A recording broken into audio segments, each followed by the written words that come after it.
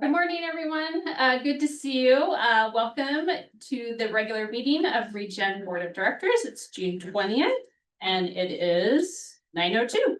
So I'll call this meeting to order. Roll call, please. Chair Shirley? Here. Vice Chair Delgado? Here. Director Blackwelder? Director Askew? I am reporting in from Big Sur remotely. Notice via the old school Brown Act requirement. Thank you. And thanks to Big Sur River Inn for hosting me today. Thank you. Director Barber? Present. Director Garcia Arzola? Director McKee? Here. Director Pedori? Here. Director Brick? We have a quorum. All right, great. Thank you. Please stand and join me in the pledge of allegiance. I pledge allegiance To the flag, of the United States of America, and to the republic for which it stands, one nation, under God, indivisible, with liberty and justice for all.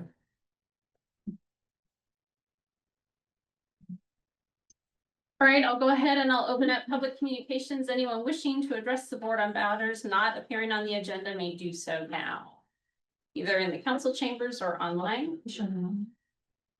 No one's rushing to the podium. Okay, we'll close public communications.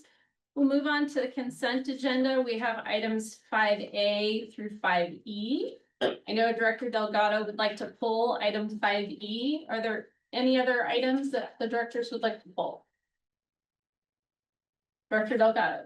Not to pull any additional, but I don't know if it's appropriate, but I make a comment and ask for Felipe to kind of summarize what he responded to in that comment, or if we need to pull it for that back and forth.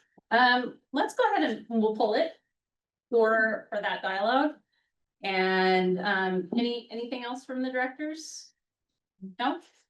Anyone from the public like to pull any items?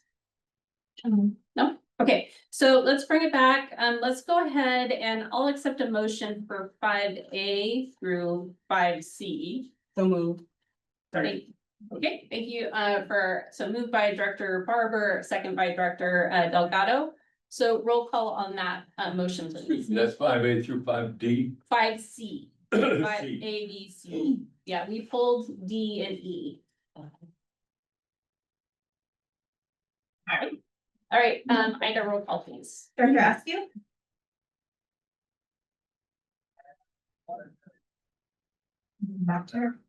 Director Barber? Yes. Director Blackwelder? Director Byrne? Yes. Director Garcia Arzola? Director McKee? Yes. Director Pedori? Aye. Vice Chair Delgado? Yes. Chair Shirley? Yes. Director Askew? She looks frozen. Oh, she does look frozen. Okay. We'll move on. Let's move on to 5D. Director Delgado, would you like to again restate what you would like Yes. in terms of? Thank you. For many years, we once in a while have a violation related to gas from the landfill. And I think as a board, we all want to be updated on, what we're doing to reduce violations and increase compliance and efficient use of landfill gas. And so I asked staff, how are we doing on that? And this item before us, is that the end all, or are there other things the board should be aware of that might be coming down the pipe that we might need to do for reducing violations? And Felipe gave a very succinct but good summary that I thought the board would value, and I'm wondering if Felipe would sort of answer that again to the public. Sure. I'll start off by number one. This is not due to any violations. This is a typical process that we would follow. When you have a landfill, it continues to grow, and we have to monitor good performing wells versus bad performing wells. And this is a result of that. We had visually been looking at these wells as historically giving us issues with temperature. And so this was part of a planned process to extend the network so that we can reduce the heat in those wells themselves. In addition to that, one of the questions that Mayor Delgado requested was, is there anything that we can do in the future to continue to mitigate violations? And you know, it really caused us to have a thought about what we could do with our network. So the network is singular right now currently. It takes good gas and bad gas and it runs it to its final destination, which is a challenge for our organization because we produce power that requires a gas content measurement that we desire to get the best operating engines that we could possibly have. So a future endeavor for us could be that we track good or poor to good or poor to bad performing wells separate, which we would probably designate to the flare because the content doesn't meet the standard that we desire to process energy or renewable gas. On the other hand, we would want to isolate the good to great performing wells so that we can manage that good performing to great performing gas separately without the consequences of having bad performing wells online to deliver the same kind of mixed content. So that in general, this is not because of any violations, it's to prevent them in the future, and we will see these in our budget, regular routine as we, you know, on the horizon, we start seeing good and bad performing wells and what is the need, and usually it's to extend the amount of wells that we have. David, is there anything you would like to contribute to the response as well? Yeah, I think Felipe put it really well. The one thing I'll add is this is an ongoing process. As the landfill is developed, we make these investments in well gas collection as a normal process of business. And as we start filling the new module 7, we will install new wells in that piece as well as that also. Because you need to have a certain amount of waste in place before you can put in these collection wells. And so we do expect maybe at the end of next fiscal year to have to put in wells to cover the module 7 area. So there's still some budget left in the fiscal year to cover those expenses. So this is really handling this top big hill here that you see, filling in gaps within the top deck. And it's an ongoing thing which you will see recurring as we're doing the business of landfill. All right. And the final item I'll add is just adding more wells is not the overall solution for violations. We do daily cover, the type of cover that we're using. We inspect the wells and then we go out and monitor the well. So there is other items that we're doing now to prevent violations, but really want it to be clear and a strong statement. This is not a reflex of a violation. This is in anticipation of preventing violations in the future. All right, so thank you. The violations are one of very few bad marks on this great organization, and the buck stops here at the board. And so I'm sure that the board wants to know that we're doing everything we can to support staff to reduce violations, and that's why I just wanted to bring this up. Yeah, and we appreciate that. I think this is definitely a highlight where staff is leading the way to give the board the right resources and right information so we can make comprehensive decisions on what our future network is. And some of our future view, like even when we look to 2036, is really looking at the quality of gas and what do we want to do with it. And we have more volume of gas that we can isolate towards the usage of more energy production, or even taking the quick view of could we go into renewable natural gas with our landfill gas. So that piece, those two pieces are going to be joined together. If we want to do something else, we got to make sure the quality and quantity of gas holds its consistency so we can drive up what we can get in return for it as well. Yeah, thank you for the great question. All right, great. So let's move on to 5E, and we'll Excuse me, Chair, we need an action on the item. Oh, okay, great. So, I'm looking for a motion for 5D. Move approval. All right, Second, all right. Approval by Director Delgado, second by Director Barber. Roll call on this item, please. Director Askew, I, Director you Barber, get that affirm, yes, thank you. Director Blackwelder, Director Byrne, Yes. Director Garcia Arzola, Aye. Director McKee, Yes. Director Fedori, Vice Chair Delgado, Yes. Chair Shirley, Yes, motion passes. all right, good. All right, 5E, approve the amendment number 3 to the MOU with County of Monterey for the litter abatement program. Zoe, this is your item. Yes, thank you. Morning, Chair, members of the board. Thank you to our Vice Chair for pulling this item and allowing me to present on it. Here today to request an approval, an extension, a 1-year extension to an MOU that we've had with the County of Monterey since October of 2020. If you recall, in 2020, around October summer, this roadways were littered due to cleanup that wasn't able to happen, that had been happening year over year along highways and other roads. COVID unfortunately had prevented a lot of those activities. So we were approached by the County of Monterey to enter into and this MOU for litter abatement has to do specifically with illegally dumped litter on unincorporated county roads. We've amended this MOU to extend it a couple of times, and as a part of that extension, each year we request information from them as to where they're doing the cleanups, who's doing the cleanups. We have detailed packets of information that are provided with each invoice that we get from the county that shows exactly where they're cleaning up the materials and on which days. So that's been very helpful to receive from their staff. We've been asked by the county to again extend this MOU 1 more year.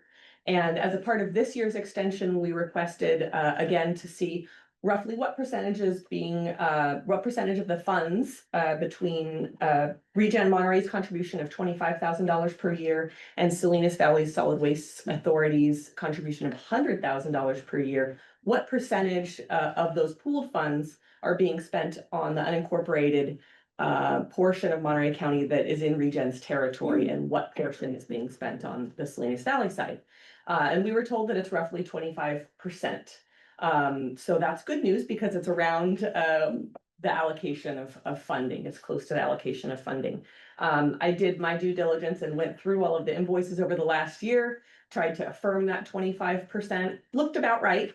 So that was nice. And then one request that we have heard specifically from Mayor Delgado is additional efforts on Del Monte Boulevard and Lapis Road. And those are some hot spots over the years that we've had. There's turnouts. We've had additional cameras placed out on those roads from the county, and that's been semi-successful, I would say, at this point. But it hasn't deterred all dumping. So we also, as ReGen operations staff, Jay, Jameson, and the landfill operations crew, on a daily basis when we're open, so 6 days a week, Jay or Jameson travel both Del Monte and Lapis roads. Keep an eye out for any illegally dumped material. These are usually large, bulky items, not cigarette butts and small things that could be left along the road.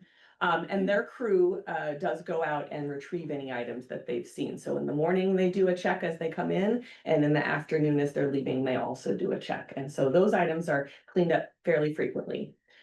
In order to alleviate our operations staff from doing that work, because it really is work that's done outside of our gates and it takes them away from landfill operations duties, we tried to see if we could incorporate some of this in the MOU itself and have the third-party contractor, who's Smith and Enright, that the county contracts with, monitor that area specifically.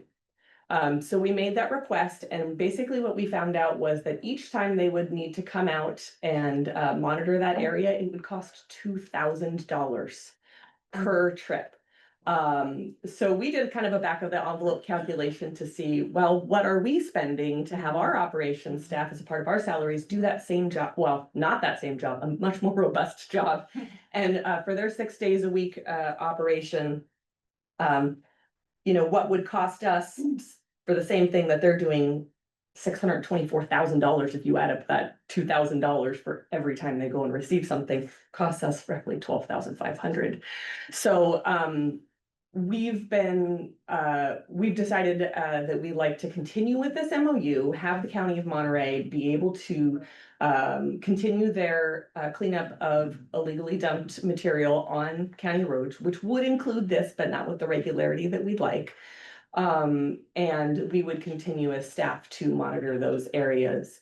And again, a big thanks to Communities for Sustainable Marina and Mayor Bruce Delgado, who goes out there on a monthly basis to ensure that those smaller items like the cigarette butts, like the recycled materials, anything that's just like thrown out of a car are also compiled and cleaned up on a really regular basis. So with that, we'd like to request approval for this MOU for 1 more year. The county had requested 2 years as part of this, and we'd like to shorten that term to 1 year because we'd really like to assess all of the programs that we have in conjunction with the County of Monterey and other partners to see where we can best utilize our funding as a whole to address illegal dumping.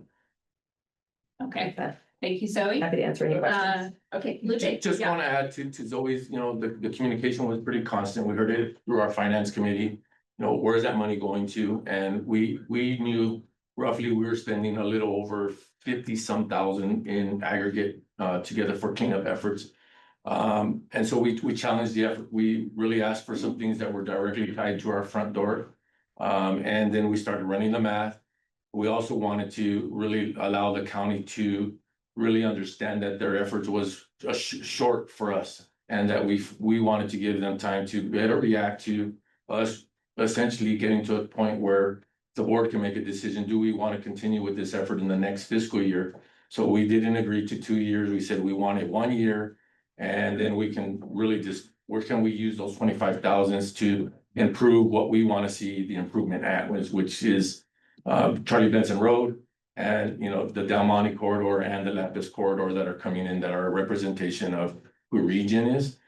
So I agree with Zoe's assessment that we're really want to get this approved for this year. It allows the county to really look at where they're applying their resources, and could they change their methodology of where we would expect some of the work to be performed at. And we want it to be a bigger voice than what we had been traditionally. So again, this is a result of the finance committee and the discussion we had there with, did we feel we were getting enough out of the 25,000 contributions to the county? Mhm.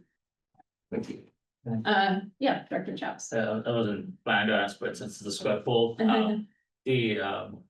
so this is primarily, is there a type of waste that is industrial waste the primary kind of pickup over here, or? It can be from either residents or from commercial businesses, and there's a variety of reasons why either businesses or residents would choose to leave their items on the roadside versus properly disposing of them at our site. And you said there are hotspots, Correct. so, and they're all clear to be in the county? Not necessarily. We have an illegal dumping and litter abatement task force, which is chaired by the county and staffed by county staff, but we have been participating in that for many years. It predates me. And that group really focuses on unincorporated county, but I would say we would like more participation from the local jurisdictions to figure out how we can solve this in a more robust manner.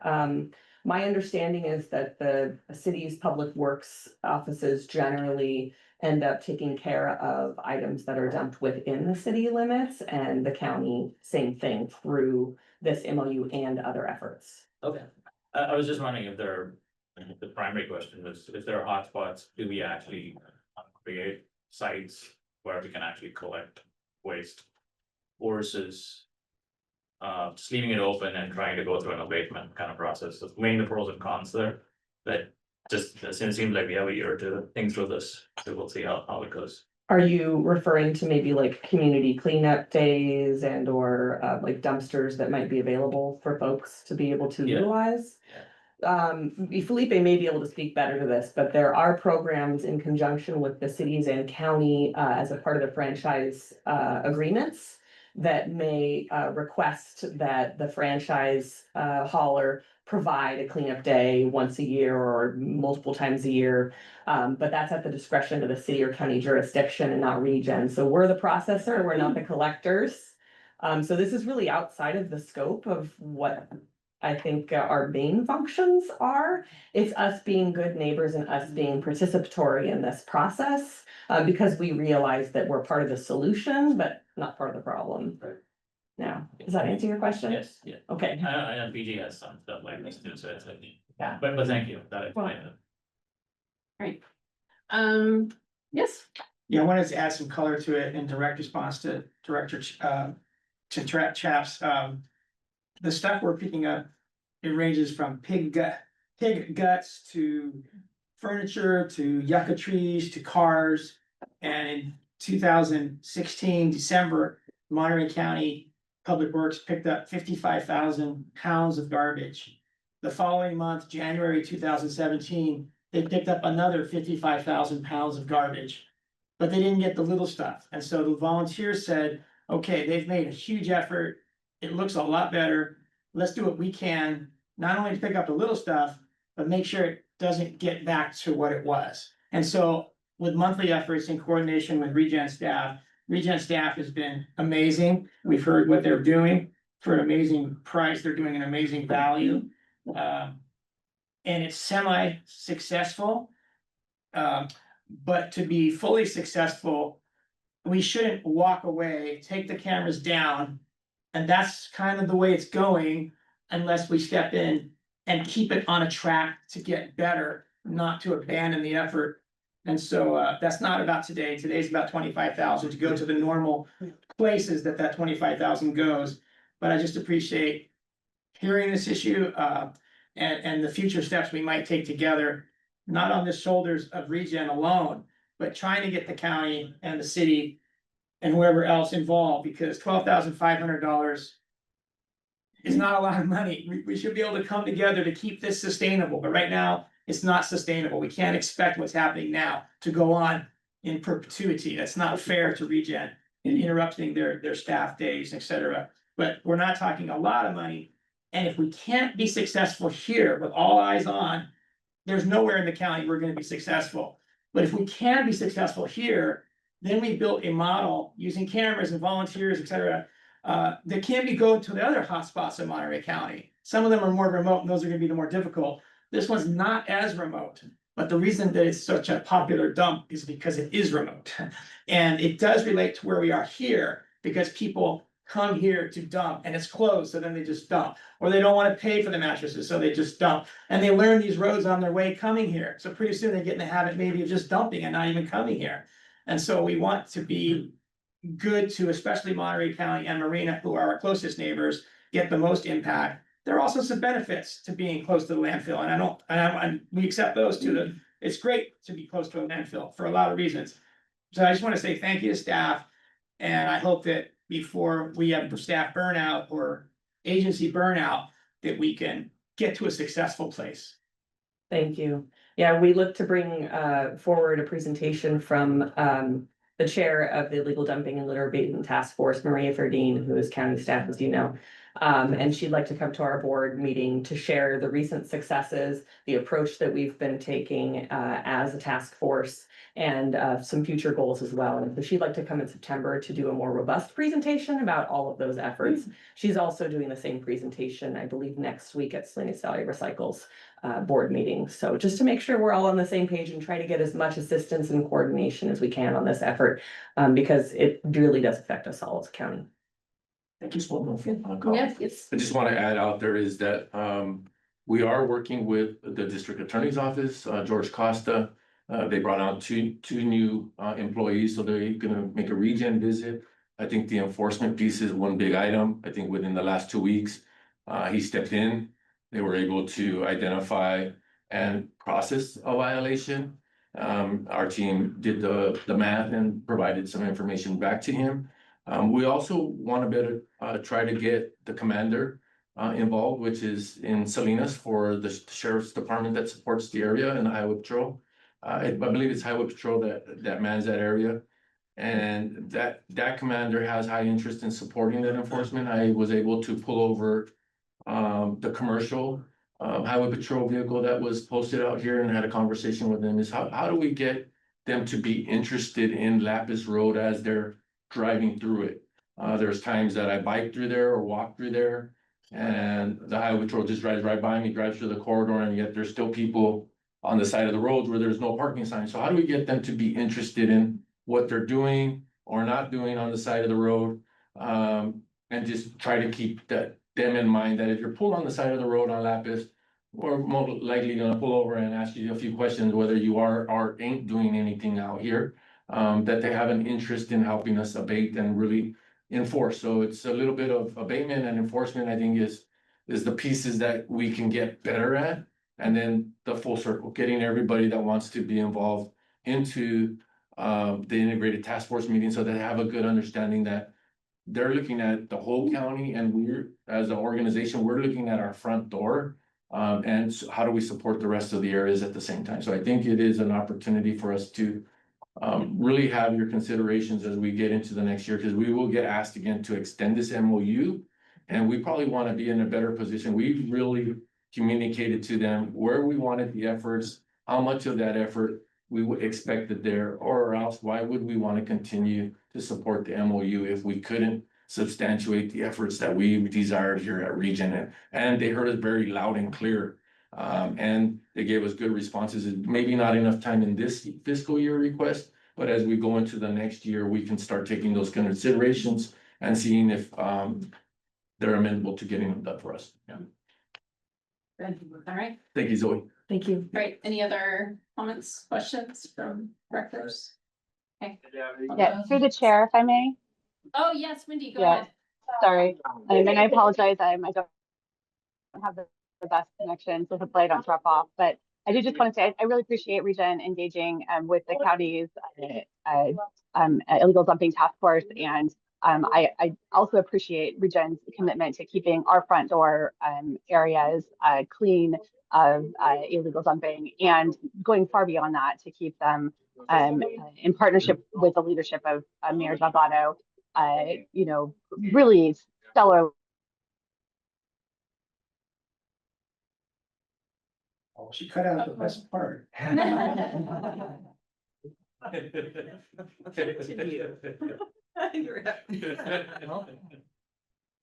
Wendy, you dropped off. I don't know if you can hear us. Darn. Okay. All right, we'll assume that she had a lot of great things to say. Then. It's not all motion for approval. That's okay. Okay. Moved by Mayor Delgado, Second. second by Director Barber. All right. I'm gonna try this here. The need to manage, you You're got me? back. The You're need back. to manage, Ayer. okay, hold on here. Sí. No, estuvo acá. The need to manage, dumping across the county is tremendous. And so having ReGen as a partner, to help with education, to help with, to ensure that everyone in our community understands where it,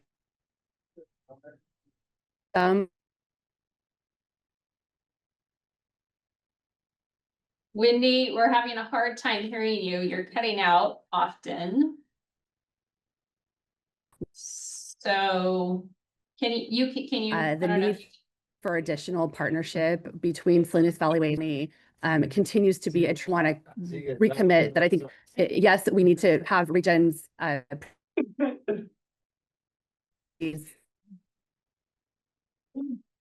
did in that. Okay,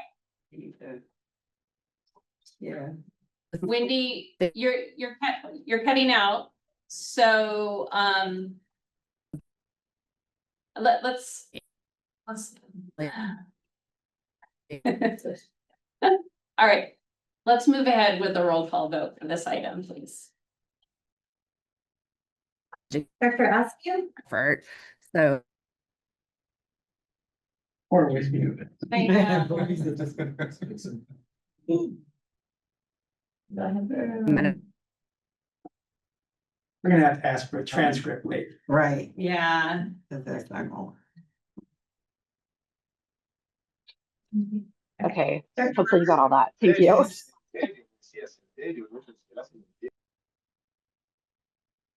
Director Barber, Yes. Director Blackfelter, Director Byrne, Yes. Director Garcia Arzola, No. Director McKee, Yes. Director Pedori. Aye. Director Vice Chair Delgado, Yes. Chair Shirley, Yes. motion passes. All right, thank you. All right, we'll move on to 6A financial report, so our financial review. And welcome Guard with us.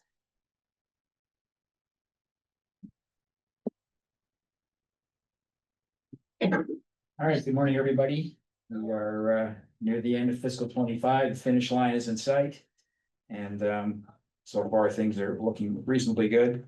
You know, May was a reasonably good month in terms of revenue, expenses, and the bottom line. Now, the one item that I wanted to just highlight was the fact that we did receive over 23,000 tons of ADC material, which is far above what usually comes in a month. In fact, that's almost a 6-month supply of what we typically get. That was at our request because we're needing that for the Mod 7 process. Power revenue continues to be lower than planned and lower than last year. However, going forward, we should see a lot of improvements in that area. There's been a lot of changes in the CNG department. We've got new staff. And we're becoming much more aware and educated on how the whole power process works, from the power we generate and how it gets put on the grid and how we get compensated for it. And so we're finding out that it's not simply a case of just running the machines as much as we can, 24 hours a day, 7 days a week. And there are times when we maybe shouldn't be running the machines at all, because if we do, then we actually generate more power and it costs us money. And we also have an obligation that we said we would provide so much power, and we have not been meeting that obligation. And if we don't meet our obligation to supply the power, then that costs us money as well. So we're getting much more in tune with the whole process and becoming much more aware of, how much power we should sort of obligate ourselves to, so that we don't get into these situations where we're actually being penalized for our power generation. Year to date, our revenue numbers are still behind plan, and that's primarily due to lower tip fees. And the biggest portion of that is the fact that the greenways revenue is lower than last year by about $2 million. And they seem to be continuing on the trend that they've been on for the past several months. So I'm not expecting any big changes there. Tonnage is up in May and year to date. It's lower than last year by about 85,000 tons. And the tonnage diverted from the MRF is down about 7,000 tons from the same period last year. So bottom line for the year to date, we're about $5.7 million in net income, and we're about 1.7 behind our budget. This year, fiscal 25 is looking remarkably like the fiscal 24 actual numbers. So we're probably going to finish fiscal 25 and the numbers might look very similar to what we did actual in fiscal 2024. So that's a good sign. And that's kind of where we are through May. Any questions? I'd be happy to take them. Thank you, Grant. Director McKee. The ADC material for Mod 7 in May, is that a one-time month only, or does it roll into June and July? It's continued to roll into June. I don't know if it's gonna continue on past June, but it's not just a one-time event in May. So we'll see it at least for a month. Yeah, sure.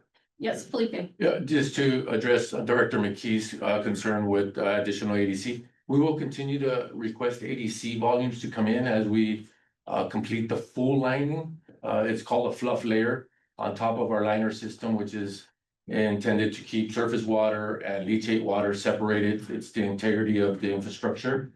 So we need to lay a 3 to 6 layer fluff layer from protruding objects so they don't damage that integrity. And it is the whole bootleg of module 7, so it's an enormous size.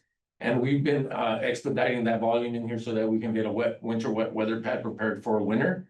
In this lower area, we already have begun filling there, and we anticipate at least 1 to 2 more months of additional volume coming in to get the full completion of the ADC layer, fluff layer, laid out over the infrastructure that we laid out there. David, you think 1 to 2 months is gonna be accurate, or maybe even a third month to add to that? I think maybe a third month. Yeah, so it's significant. The volume that we've had out there has been spread. We've already started filling in that area, but we still have some exposed areas that need to be covered. So that additional volume request was really by design. We wanted to have all this volume, so in between our operations, we can spread this layer, get it prepared for winter. We do not want to have it exposed going into winter. It will impose challenges for us, so expediting the speed of the volume, very intentional. Thank you. You're welcome. All right, Director Peduri. Yes, I just wanted to know, just, the power revenue, seemed like, there's moving parts there. We're still trying to learn how the whole thing works, et cetera. What is, an expected time of arrival for us to say power revenue is gonna kick off? I'll take that question. Yes. We're working through learning the market, so we pulled our 3 phases agreement that has been in play for since 2004. It is set to expire at the end of December. We know that we will see power sales drastically change the moment that we can turn on power to sell to Monterey One Water. We are gonna be looking at their purchasing power agreement in the future to anticipate that we could be at a fair market, just below market rate for them on our sale. It has to make sense. We can't sell power at a reduced rate that exceeds our expense for producing that power, so we're gonna be looking at it. Their switchgear is not expected to arrive until April of next year. April of next year, that's when we can see that actually change. And the reason it'll change because it'll be a fixed number on the market, 24 hours a day, rather than a rolling market like we're selling into the excess power grid at this point. That market, we gotta be very diligent.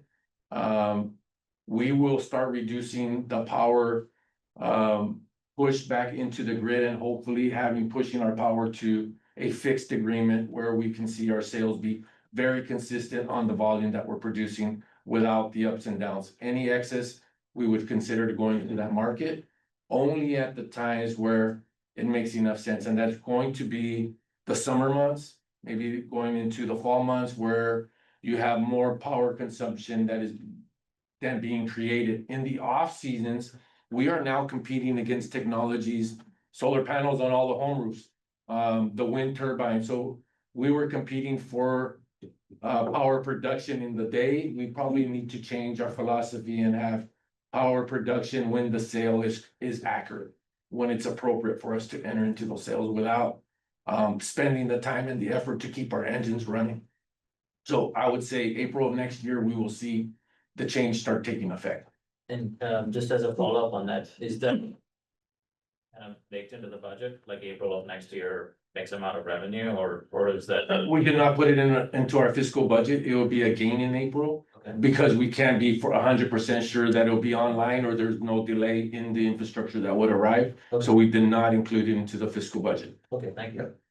But in the short term, though, we should see a bump in the power revenue because we are doing a lot of improvements, like right now today, on the equipment over there, getting machines up and running and repaired and up to speed, doing all of the, the required service maintenance on them that may or may not have been done over the past several years. So we're getting the whole equipment that we have in better shape.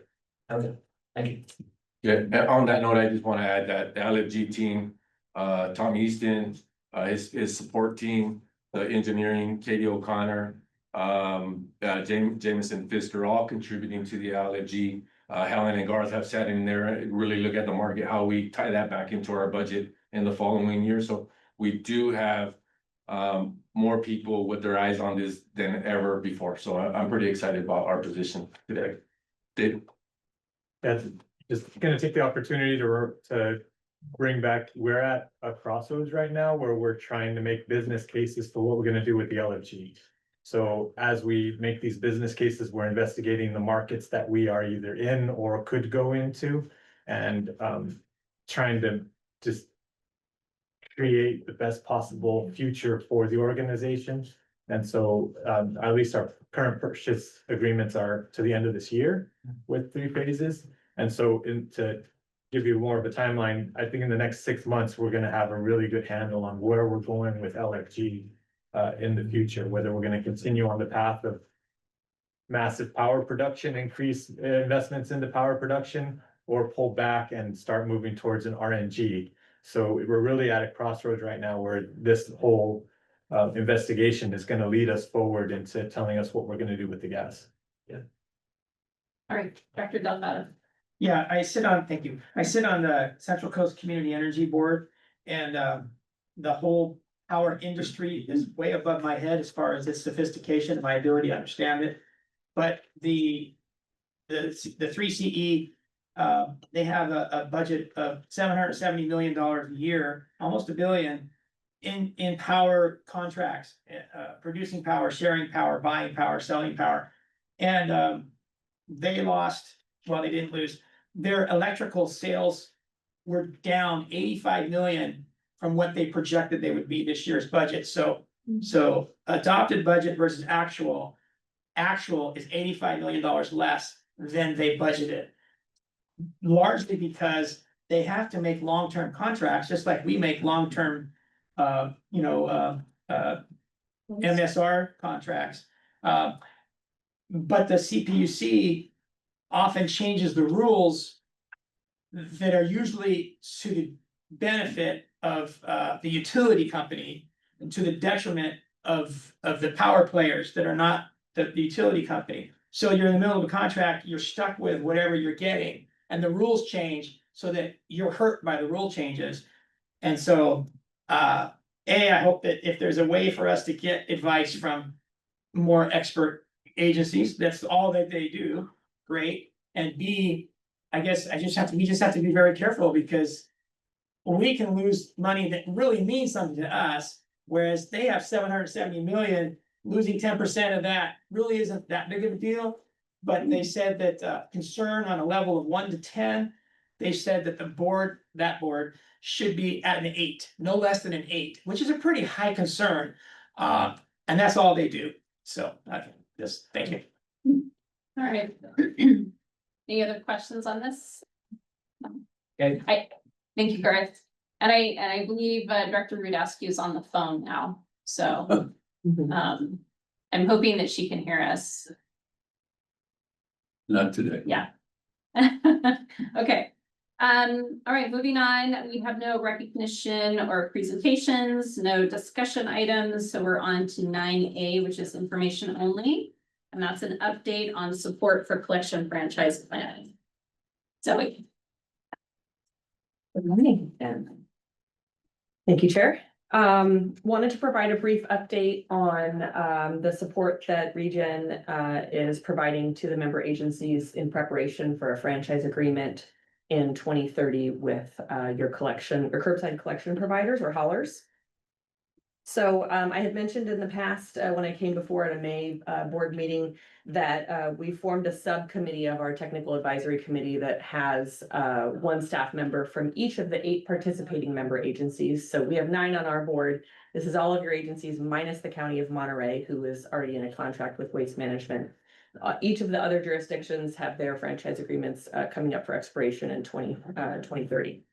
So what we've done since my last update in May is we have received, we've put out an RFP for, or request for proposals, excuse me, for 4 different franchise contractors, franchise consultants, I guess you could say, that's really specialized in solid waste services and procuring these types of contracts. And we also devised a subcommittee by which to analyze these bids as they come in. So a member from Pebble Beach, Pacific Grove, and Seaside have all decided to sit on that committee to review the proposals that come in from up to 4 agencies. So I'll look to bring that forward at the next board meeting with the subcommittee's recommendation to this board. The other thing that we've been doing is we've been creating an MOU to help reimburse ReGen for the costs in service provider for this consultant to provide their services to us. So the consultant will be with us in preparation for 2030, and that'll cost us some money, and the 8 member jurisdictions will reimburse ReGen for the cost to hire that consultant. So those items will come before you at the July board meeting. I'll have much more information about the proposals that we had received and the MOU itself, and it will be available for your approval. All right, thank you, Zoe. Any questions from the directors? No? All right, thank you, Debbie. All right, we'll move on. We don't have other correspondence, so we'll move on to 11A, General Manager Communications. Thank you, Chair. A few items I have today. Myself, David Ramirez, Eric Palmer traveled to Toronto and Niagara Falls from June 16 to 18 to attend the Canadian Waste Resource Conference. We toured our Toronto facility, which was a single stream organics facility. It's a $120 million facility, handled 75,000 tons of organic material, which is all their food waste. It was a giant facility. It was massive. I can see their vision coming to fruition. It went through, that tour took almost 3 hours to get through the whole facility. Pretty exciting and innovative technology that they're using. They take all their food waste in bags, so they have a processing facility which will debag it, runs through a full course, and they're keeping all that organic out of their landfills out there. So it was pretty exciting. We also focused on renewable power technologies and operation strategies that can improve ourselves here at ReGen. There was some comparisons, as David explained in his last comments. We are looking at some philosophies and some pathways that we can develop business cases that would make sense for our excess gas and our current structure of usage of excess gas. So we had a very good opportunity. I'd like to thank GHD, Walker Industries, and the Disco facility that welcomed ReGen with open arms. They allowed us to see and ask abundance of questions, and they had experts that toured the facilities with us. So I was pretty excited about that. The team also delivered a plenary session on ReGen's battery collection and communication efforts. I would like to give Eric and David an opportunity if they want to speak on the plenary session that we had. It was around battery content, so I was able to do the introduction and talk a little bit about who ReGen was and what our philosophies were, a little bit of our strategic plan and how we're invoking that with innovation, technology, and our people. So we were well received. David talked about technology, some of the fire systems that are in place across Northern America or the lack of them. And then Eric delivered the home run hit with our intentful communications, whether it's through social media, our intentfulness to use our frontline employees to create empathy messages so that it can change behaviors at home. It was well received after we did our presentation. We had people asking us for our business cards, information, and wanted to have more dialogue about what we were doing here at ReGen. So I believe we're on the right path. When we look at the Canadian waste system, I would say it's very similar to California, maybe Washington and Oregon will follow suit. And to see where they're going and where we want to be at was very comparable. So sharing the ideas and philosophy was eye-opening for all the staff that attended. So I was super excited about that. And we delivered a great presentation about how we want to prevent battery fires, our intentful communications, and relevant to the other professionals in our industry. We had people from the Dutch were there, I think some French were there. So we did hit an international audience, which was very exciting for us to, again, saying we're one of the best waste systems in Northern America, and we're here visiting your waste systems to compare ourselves. It was a great visit.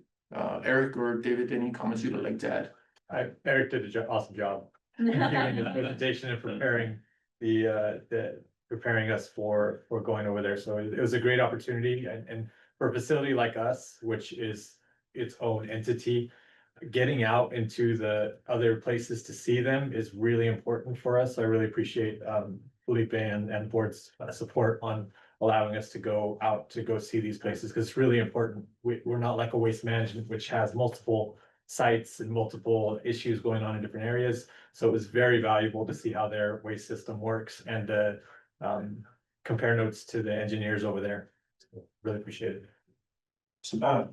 Yeah, it was, I think it was yeah, the tours were great. I'll just comment on that real quick.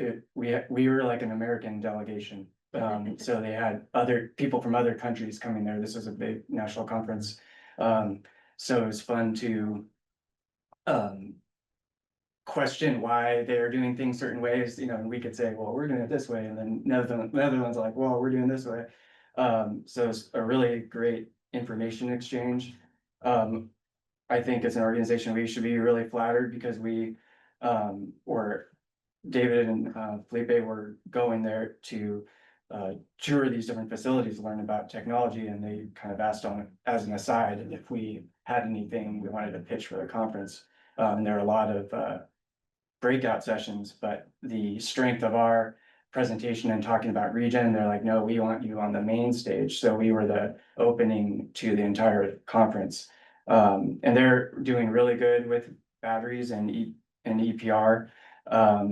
They have these kind of like high-tech tubes everywhere that have thermal technology that can learn about it, whether they get hot or not and send information. And yet they were still really impressed with our messaging and because they have a EPR agency that does batteries, and they came up to us afterwards saying, like they use celebrities in their commercials, but they really they loved our commercial, right?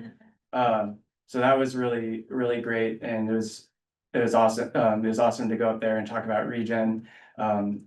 Ontario has 14 years of capacity in their landfills. So to be able to say we have 100 years, and we're so forward thinking that we are looking out at 100 years, well, whereas they are scrambling for their 14 years, and they the majority of their landfills are privately owned, and they export, I think, 60% of their waste to the United States. So we are really forward.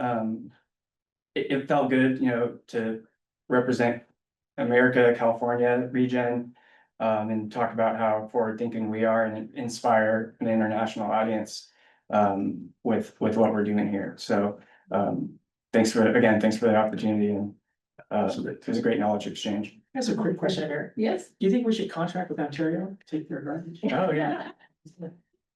Yeah, well, they're Yeah, I don't think we can compete against No. Michigan at this time. but- Yeah, like $15 a ton is what, that we heard that they're getting out of Michigan, $15 a ton. It's just, we're like in the 30 to 60 range. Yeah, and they also plus transportation. And also, as their deterrent to landfilling, like what we're doing is we're doing our best to divert land materials from landfill, and a lot of it is public education. So that was great to be able to talk about that as a core service, not just landfilling, composting, and recycling, but public education is huge here, and we invest in that.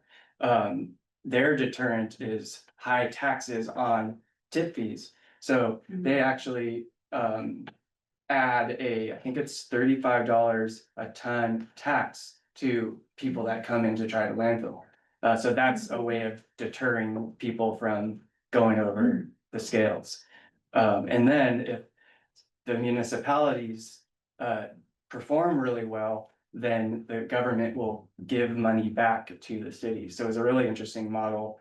But it just goes to show, I think, that we are on the right track. We're looking at decades in the future. They're desperately trying to stop people from landfilling because they're exporting so much and they're taxing people heavily to go over the scales. So we're doing a good job.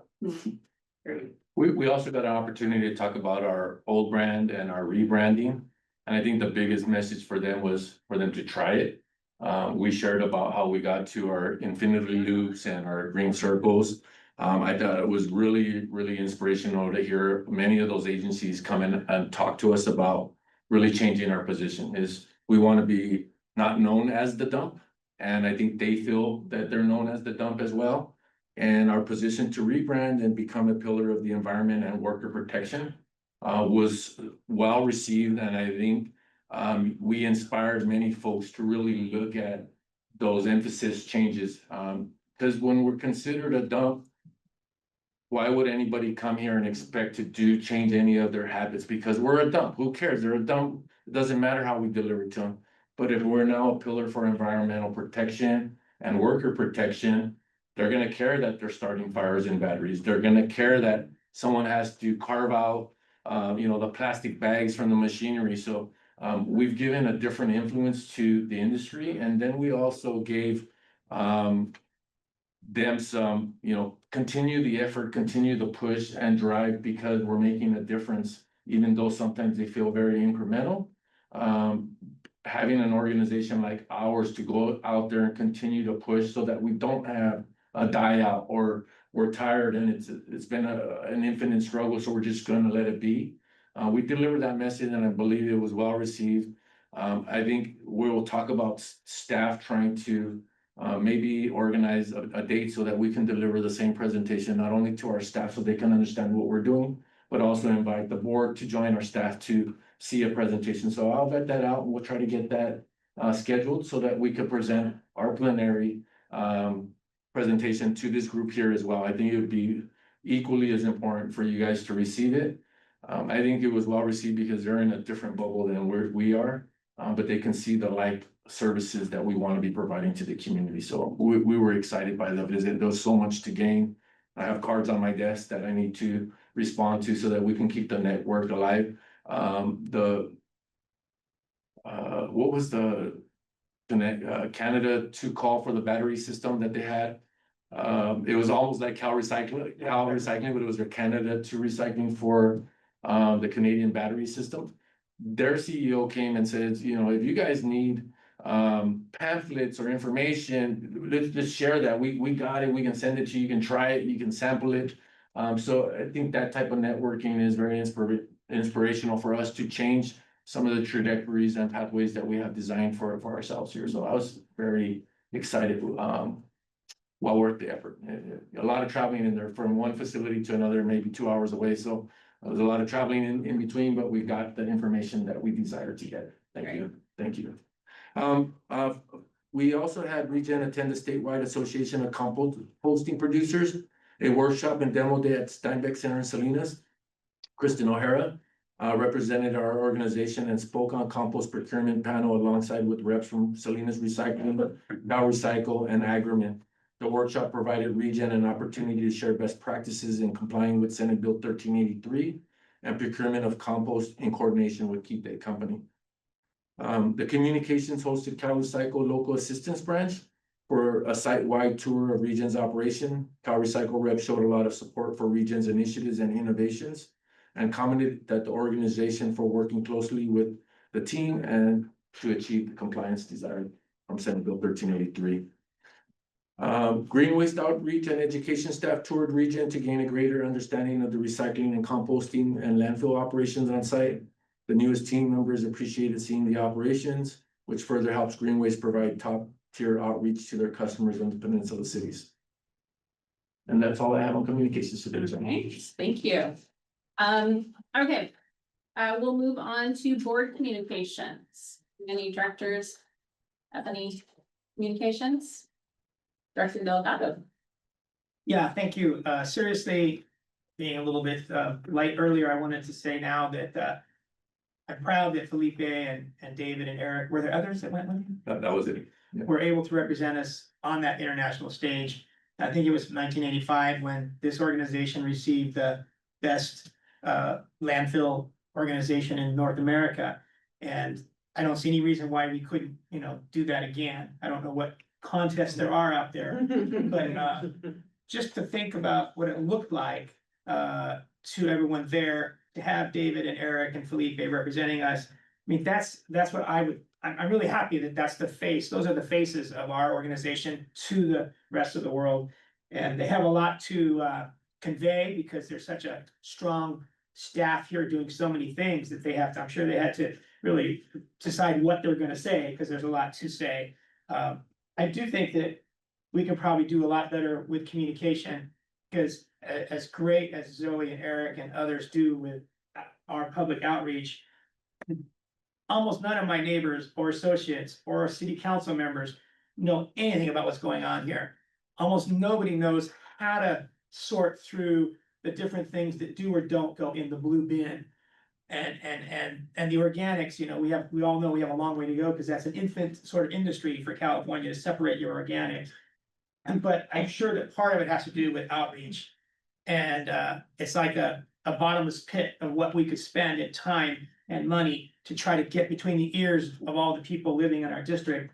And I'm sure Eric is as good as anyone to do that. But it just seems like we have a long way to go compared to where we are in people's understanding of what we do and how to be part of the solution, you know, and, you know, for the children following us, you know, what we do now matters to what they're gonna be confronted with. But I don't think that our public really understands all that. And so Eric and Zoe and others, good luck, keep going. You're doing great. Thanks. Yeah, I think just to add to it is we're setting the pace. You know, I think our team here is way beyond the industry level of communicating. And I think by getting other industry leaders to recognize the shortfall that we're at, but what we're doing to be very creative and intentful in our messaging, that we could drive the whole industry to do a better job at communicating to the public.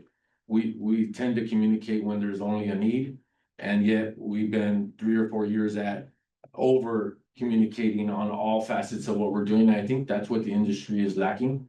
But we got our first crack at changing part of the industry. We had the waste managements, we had the waste connections, we had the big Canadian privates there as well. I think their ears perked up when we said we are going to continue this pathway and we need others to join it. So I think we are the bar for many organizations on what we want to continue to doing, and we can't stop. We just got to continue the effort around the communication and getting better at it, and reel in the service providers to the municipalities.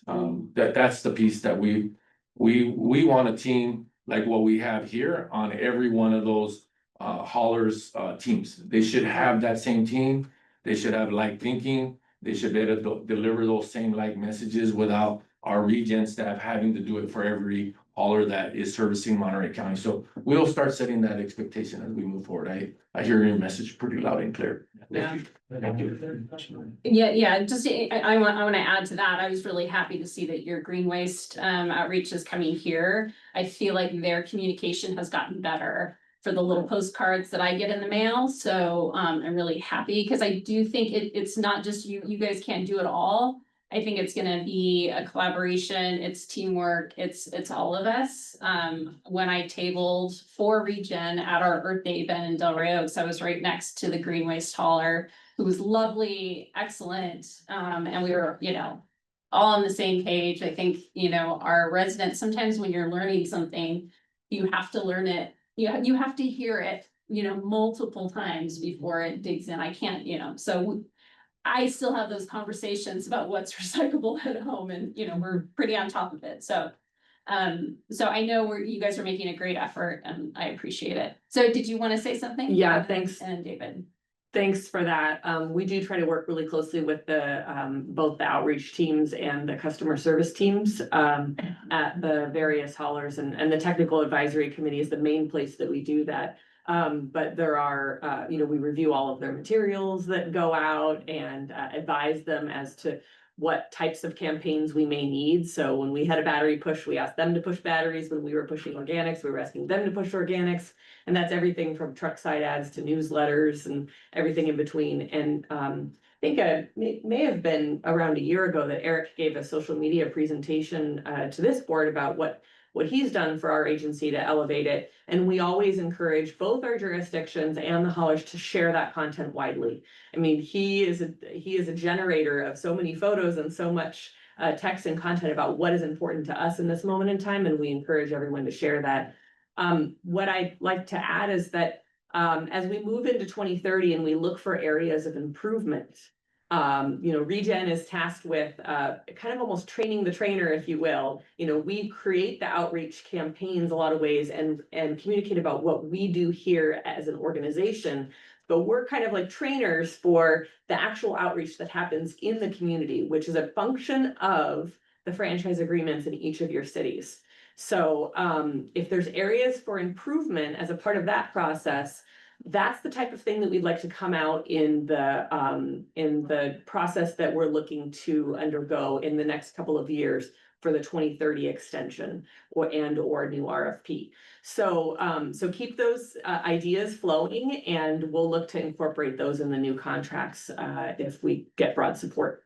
Thank you. David, do you want to add something? Yeah, really a paradigm shift is needed for us. We're talking, and this came to me when we were talking, after we gave the presentation, the battery folks were like, wow, you guys are doing this all by yourself. The producers are not involved in this conversation at all. And so one thing they do have in Canada is extended producer responsibility, EPR, where Duracell, Energizer are paying this company to go out there and give messaging. So like, as we talk about this, we have to keep that in the conversation, that the producers can be a responsible party in this conversation. And in addition to the work that Zoe's team is doing on direct conversations with the hauler, with the residents, they're also talking about extended producer responsibility laws that are coming down the pipe and trying to get the problem from both ends.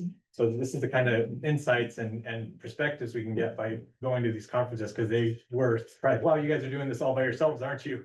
One little entity like ReGen is going out there trying to tackle this massive systemic problem that we didn't create, but we're charged with solving. All right, thank you. Anything else? No? Oh, yes. Totally unrelated to the personnel issue or personnel world.